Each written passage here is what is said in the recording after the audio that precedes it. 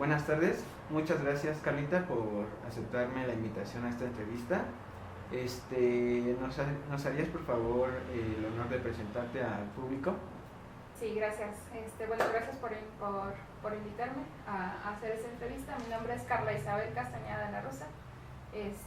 Soy consultor de Avantare. Tengo ya en Avantare 16 años. Me he desenvuelto como consultor. Actualmente hace 5 o 6 años soy responsable de la oficina de proyectos. Pero sigo en la parte operativa, no dejo de estar del lado del cliente. Perfecto. Muchas gracias de nueva cuenta por aceptarnos la invitación y empezamos con la entrevista. Okay. La primera pregunta es, ¿qué es la administración de riesgos o gestión de riesgos? Ok. Bueno, mira, la administración de riesgos. Como tal, la palabra administración es que tú puedas llevar un control de situaciones, amenazas o vulnerabilidades que tú no tienes previsto que vayan a pasar, que es la parte de riesgos. Y entonces viene la parte de, o sea, tú sabes que en cualquier proyecto, situación, empresa y demás puede haber amenazas, puede haber riesgos, puede haber vulnerabilidades.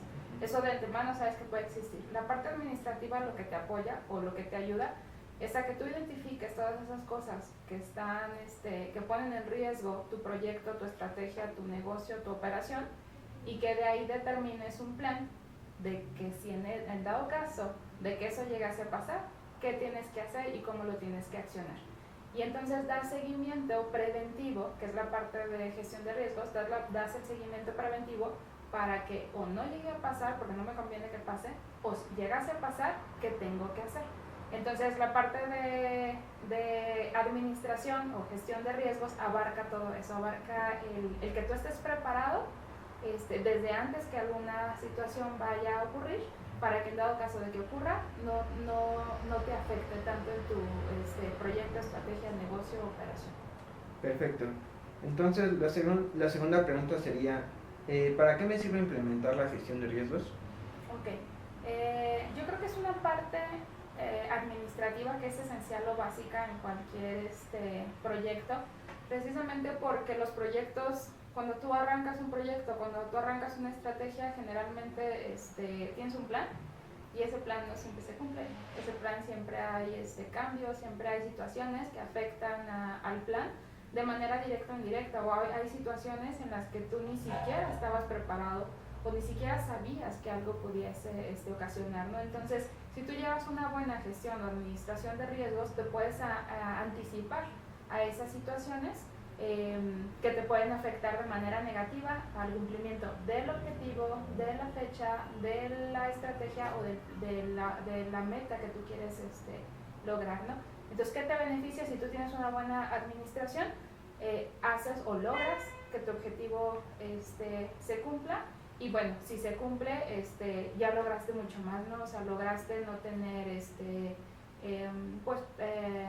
retrabajos, lograste no tener pues muchas otras cosas que involucra el que cualquier tema que te ponga en riesgo el cumplimiento de tu meta que está a lo largo del proyecto, no se cumpla o realmente se llega a cumplir con una buena gestión de riesgos. Entonces es importante en cualquier, ya sea, te digo, proyecto, negocio, objetivo o estrategia que tengas una buena implementación de gestión de riesgos. Perfecto. También te quisiera preguntar, ¿qué área o administración debe de utilizar la gestión de riesgos? En realidad no hay una que te diga, o sea, en realidad no es que se enfoque a un área, en realidad toda la organización la puede, igual hay diferentes tipos de riesgos, ¿no? Hay empresas, por ejemplo, las empresas de seguro, que tienen su área de gestión de riesgos.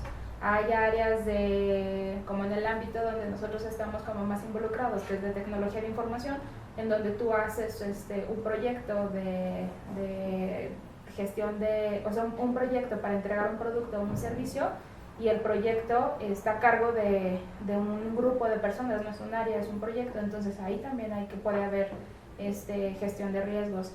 Tienes una estrategia a nivel negocio, en donde tu área de mercadotecnia va a lanzar un nuevo producto en esa área también debe de haber un plan de gestión de riesgos. En realidad no es limitativo, o sea, no es solamente de ciertas áreas o de ciertos tipos de perfiles o personas, sino es una práctica que puede implementarse pues a nivel global, ¿no? A nivel organizacional, en cualquier área, no importa de qué giro, servicio, o sea, es como transversal, ¿no? Claro. Que debería de hacerse. Claro. Otra de las preguntas es, ¿por qué se llega a dar una confusión entre asunto y riesgo? En todas las metodologías que te sugieren mejores prácticas para la gestión de proyectos en específico, siempre hay estos dos términos, ¿no? O sea, está el riesgo o está el issue o el asunto, ¿no? Que es como están determinados. Entonces, ¿cuál es la gran diferencia? Que el riesgo tú previenes, o el riesgo tú te preparas antes. El issue es un problema. El issue ya llega y te pasa, o sea, ya llega y te renunció una persona, que era una persona clave o estratégica en la organización. Entonces llega y te dice, ¿sabes qué? Vengo y decido que ya no voy a trabajar aquí, y te dejo el proyecto en una semana. Eso para ti, porque es una persona clave y estratégica, es un issue, porque ya te pasó el problema. Si tú lo hubieras visto como un plan de gestión de riesgos, tú ya te puedes anticipar o puedes ver que esa persona está por irse. Entonces tú empiezas a hacer una gestión antes de hablar con él, de determinar estrategias para que realmente se quede, o si de plano ves que no se va a quedar, pues hacer una transferencia con tiempo con otra persona que te anticipe la acción que de todas formas se va a ir. La gran diferencia es que el issue o el problema te llega sin preparación, sin avisarte, sin nada, y lo tienes que resolver. O sea, es un issue que se tiene que resolver, que generalmente esto en planes económicos luego te sale más caro, es resolver el problema que te estás suscitando en ese momento, a que si te hubieras prevenido y preparado o anticipado a alguna gestión, ¿no? Entonces el riesgo se previene, o la gestión de riesgo se previene, y el issue o problema se atiende cuando te llega. Muy bien. También te quisiera preguntar, ¿qué es una vulnerabilidad y una amenaza? Ok. Mira, ambas, yo creo que es dependiendo, o sea, la parte de administración de proyectos es un tema muy amplio y es tratado por diferentes metodologías. En algunas metodologías le llaman issue, que diga amenaza, en algunas le llaman vulnerabilidad, en algunas le llaman riesgo. De manera general yo creo que viene siendo algo como muy similar, ¿no? O sea, algo vulnerable es algo propenso a fallo,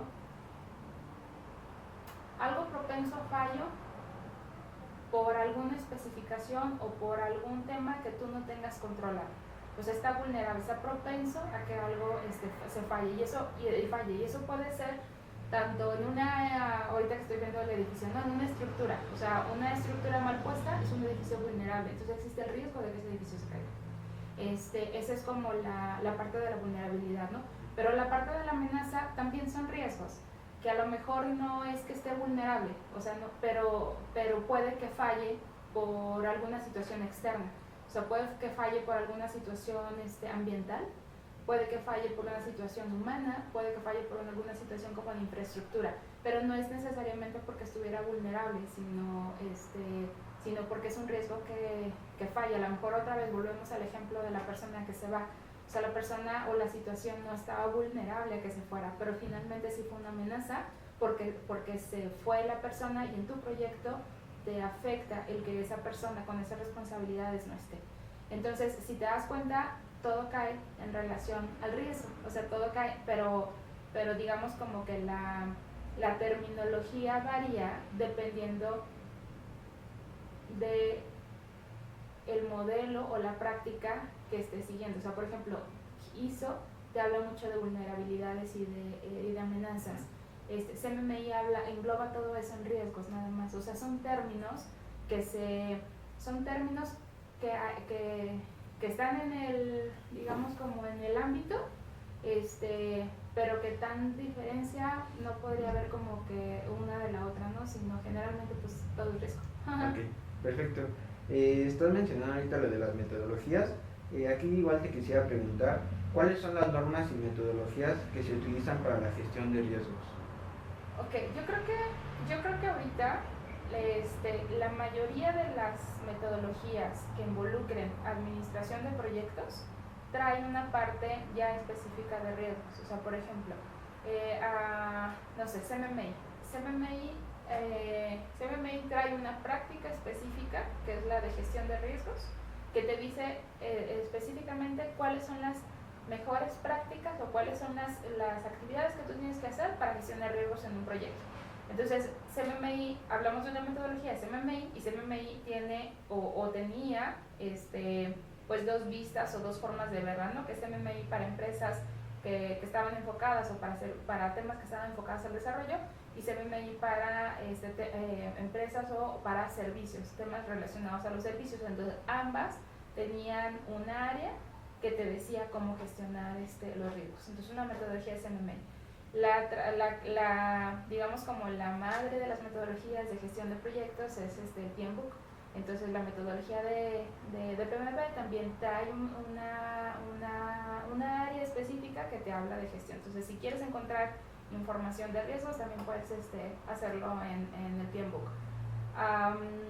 ISO creó específicamente una ISO, que es la 31000, para la parte de gestión de riesgos, ¿no? Entonces trae toda una norma específica para. Hay otras normas que ya existían, por ejemplo la 27, la 20, la 9000, etcétera, que de por sí estaban enfocadas a otra, o sea, que tenían otro enfoque, pero generan una nueva versión y dicen ahora trae lo mismo o cosas diferentes que le han cambiado, más la parte de riesgos. Entonces, si te das cuenta, la parte de riesgos está o la puedes tú encontrar en cualquier metodología que toque temas de gestión de proyectos, servicios, pues, de gestión de proyectos o servicios, y cada una de ellas trae una partecita de riesgos. Perfecto. También otra de las preguntas es, ¿cómo se clasifican los riesgos? ¿Cómo se clasifican? Tú puedes clasificarlos, hay distintas categorías, ¿no? O sea, principalmente tú puedes clasificarla, a lo mejor si estás en un proyecto, tú podrías clasificarla por riesgos internos o riesgos externos. O sea, riesgos internos son todos los riesgos que giran o que se generan alrededor o internamente en tu proyecto, y riesgos externos son riesgos que tienen que ver a lo mejor con tu cliente o temas como ambientales, y es una forma. ¿Para qué los clasificas? Para administrarlos. Y entonces, si tú tienes muchísimos riesgos externos, pues son a lo mejor un poquito menos controlables, y tu proyecto en general podría estar con un nivel alto de riesgo porque tienes muchas dependencias externas que pudieran afectar a tu proyecto. Cuando tú tienes demasiados riesgos internos o la balanza se carga hacia riesgos internos, los internos están un poquito más en tu control. Entonces tú podrías accionar estrategias para poder mitigar riesgos del mismo tipo, y aquí entra otra clasificación que también te sirve para la gestión.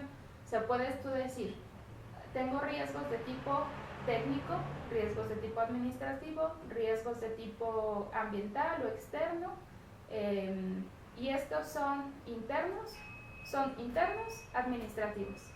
Entonces, ¿para qué sirve la clasificación? Para que tú de manera global los puedas gestionar. O sea, si estás viendo que tienes muchos riesgos técnicos, pues haces algo relacionado a la parte técnica, ¿no? Si tienes muchos riesgos administrativos, pues haces algo relacionado, y entonces no atacas un riesgo de manera independiente. Para eso te sirve la categorización, para que tú los separes, los categorices, y entonces puedas generar estrategias a nivel global que te generen mayor impacto con menor esfuerzo porque los agrupaste.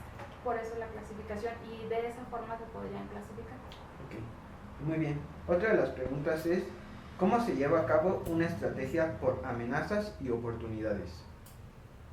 Ok, las estrategias. Estas estrategias sí son estrategias que te propone la metodología del PMP o el PMBOK.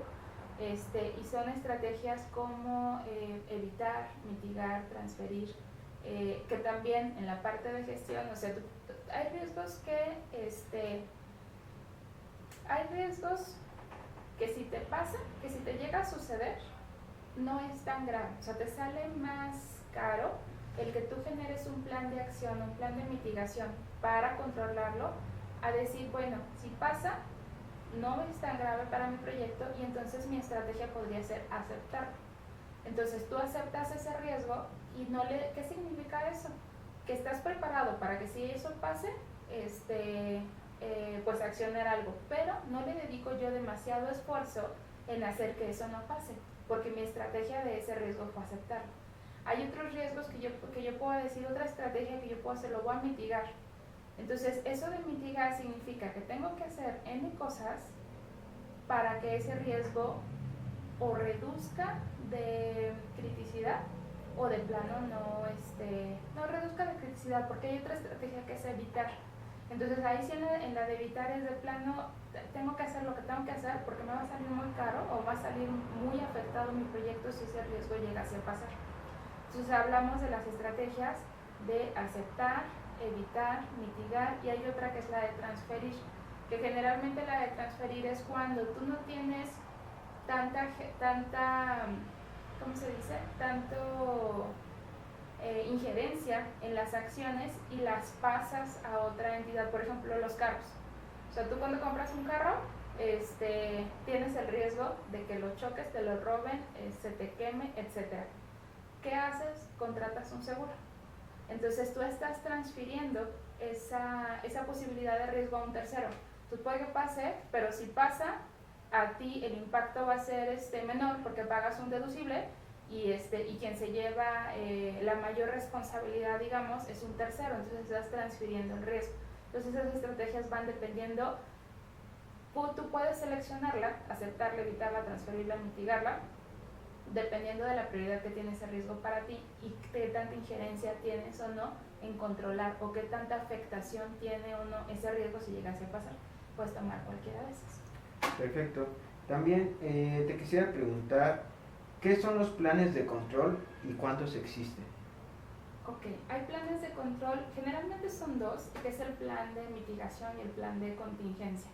Hablamos de que en cualquier riesgo tiene que prevenirse, o cualquier riesgo tú tienes que anticiparte a que eso pase, ¿no? Entonces un plan de mitigación precisamente te da para eso, o sea, un plan de mitigación es todo lo que yo tengo que hacer antes de que ese riesgo ocurra. Y el plan de contingencia es como un plan B, o sea, de cuenta, si yo las acciones que estoy tomando no veo que mi riesgo se esté controlando, entonces tengo un plan de contingencia, que es una opción B o un plan B, para que entonces accionar. ¿Qué significa eso? Que a lo mejor entonces ya lo escalas a otro nivel, o sea, todo lo que yo estuve haciendo a mi nivel no me está funcionando y todavía tengo latente que ese riesgo se dispare. Entonces, ¿qué hago? Hago un plan B, que es mi plan de contingencia, y a lo mejor lo escalo, o a lo mejor genero otra estrategia más agresiva que no quería yo tocar para ver si este riesgo se mitigaba, todo hasta antes de que pase. Si aún así mi plan de mitigación y mi plan de contingencia no fue efectivo y el riesgo se disparó, entonces tengo un issue, tengo un problema. Y entonces acciono para controlarlo, ya no para mitigarlo, sino acciono para resolver. Y entonces ese ya es un plan de acción de un issue. O sea, son como 3 escenarios, pero los que competen a los riesgos son los dos anteriores, los que previenen, ¿no? El plan de mitigación y el plan de contingencia. Ahora, no necesariamente tienes para todos los riesgos que hacer esos dos planes, dependiendo de la criticidad del riesgo. A los que hablábamos de que tú aceptas, pues a lo mejor ni siquiera necesitas tener ninguno de los dos planes. A lo mejor los que tú dices necesito evitarlos, entonces para los de evitar sí necesito tener ambos planes.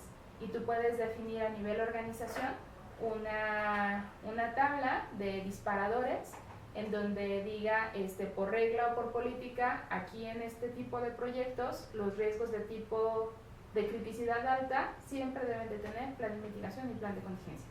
Los riesgos de criticidad baja, que generalmente tú cuando implementas una herramienta los mapeas por colores. Entonces cuando tú veas una matriz de control de riesgos, siempre te vas a encontrar el verde, el amarillo y el rojo. Entonces, contra ese semáforo de colores, que es la criticidad o la prioridad de atención del riesgo, es que tú determinas tus estrategias y a cuáles tienes que atender dependiendo de la criticidad, que es el color. Perfecto. Mencionaste hace rato las herramientas. Te quisiera preguntar, ¿qué herramientas se utilizan para la evaluación de riesgos? Ok, la evaluación de riesgos siempre o de manera como más particular, la parte de riesgos, de alguna otra forma la tienes que cuantificar para que tú sepas, puedas asignarle prioridad. Entonces, tú cuando tienes una identificación de riesgos, siempre generalmente visualizas por un rango de valores qué probabilidad de ocurrencia tiene, qué severidad tiene, y multiplicando esos dos te da una prioridad. Entonces, una herramienta o una forma de cuantificar ese riesgo es precisamente haciendo la multiplicación de estos dos valores para que te dé una prioridad. Y entonces a lo mejor tú defines a nivel organizacional tus valores, o sea, puedes decir del 1 al 3, 1 es bajo, 2 medio, 3 alto, y la ocurrencia es igual, ¿no? Del 1, 2, 3. Entonces, si tu probabilidad de que ocurra es alta, le asignas un 3. Y si tu probabilidad de impacto es alto, le asignas un 3. Entonces multiplicas 3 por 3, 9. Y esos, los altos, los valores altos, son los que tú debes de atender o tienes que tener como mayor foco. Esa es como una herramienta en donde tú consideras dos valores, ¿no? En la probabilidad. Ahora, Six Sigma tiene otra que se llama FMA, que no es tanto para la gestión de riesgos, o sea, no es una herramienta específica para la gestión de riesgos, pero sí es una herramienta que tú puedes adaptar para la gestión de riesgos. O sea, la puedes tomar y la adaptas porque precisamente ahí te involucra otro valor, aparte del de probabilidad y el de ocurrencia, te incluye el valor de impacto. Y entonces tú multiplicas esos tres, tú juegas con esos tres valores y te da otra vez el Risk Priority Number, que es el RPN que se conoce. Entonces, que es la misma forma de trabajo con estas dos. O sea, nada más porque aquí generas 3 valores y aquí generas 2 valores que al final te va a dar una prioridad de un riesgo. Entonces, cualquiera de las dos las puedes pues adaptar, ¿no? Para poder tener un semáforo o de manera cuantitativa y un semáforo tipo dashboard en donde tú puedas ver a qué riesgo me tengo que enfocar o cuál es el riesgo que le tengo que poner mayor foco, esfuerzo. En este punto, si una organización presenta algún tipo de problemas, ¿cualquier organización se puede acercar con ustedes o qué tipo de organizaciones se puede acercar con Avantare? En realidad cualquier tipo, o sea, no importa el giro, no importa si es una empresa de servicios, si es una empresa de desarrollo, si es de tecnología, si es de infraestructura, hablando de que cualquier empresa o cualquier negocio o empresa puede tener o un proyecto o un servicio y tú quieres cuidar ese proyecto o ese servicio, involucra gestión. Y la gestión involucra gestión de riesgos, entre otras cosas, entre planificación, monitoreo y demás, está la gestión de riesgos. Entonces, la verdad es que es muy amplio el campo de poder implementar esas mejores prácticas, no importando el tipo de empresa o el giro de empresa. Perfecto. Finalmente, Carlita, te quisiera preguntar, ¿qué es lo que ofrece Avantare distinto a las demás organizaciones? Ok, mira, en la parte de gestión de riesgos, yo creo que uno de los de la gran diferencia en cuanto a Avantare y otras organizaciones es como tal la experiencia. O sea, en Avantare tenemos 19 años en el mercado y Avantare fue de las empresas pioneras en México con toda la parte del lanzamiento de CMMI. Y CMMI inicialmente ingresó esta práctica de gestión de riesgos. Entonces, una gran experiencia y conocimiento y temas reutilizables que se ha ido formando a través de estos 19 años. Es algo que es una práctica muy dominada que fácilmente podemos apoyar las organizaciones implementarlas, ¿no? Otra de la parte que yo creo que Avantare tiene mucho ventaja o valor es la cercanía o el acercamiento que tienen los consultores con los equipos, que no es solamente, o sea, realmente hay una transferencia de conocimiento, o sea, y esa transferencia de conocimiento lo que ayuda es que tú llegas a la organización, analizas cómo está la situación, muestras cómo debería ser la situación, aplicando la mejor práctica, y ese proceso o esa nueva forma de trabajo la apoyas para que se permee a nivel organización, de manera que todo el conocimiento o toda la experiencia, todas las mejores prácticas que a lo largo de estos años se han ido obteniendo como capital de Avantare, llegas y la pones a disposición del cliente. Llegas a formar parte de que ese activo se quede dentro de la organización, y entonces a la hora de realmente hacer una transferencia de conocimiento permeas en no solamente la persona que tú tienes como líder de mejora del lado del cliente, sino a todos los gerentes, a todos los líderes, a todas las personas, y que realmente sea una buena práctica la que se sigue implementando en las organizaciones. Perfecto, pues muchas gracias, Carlita, por habernos aceptado esta invitación, y pues cualquier duda o pregunta que tengan nos las pueden enviar y con gusto se las resolveremos. Claro, sí, claro. De nueva cuenta, muchas gracias, Carlita, y que tengan un buen día. Gracias.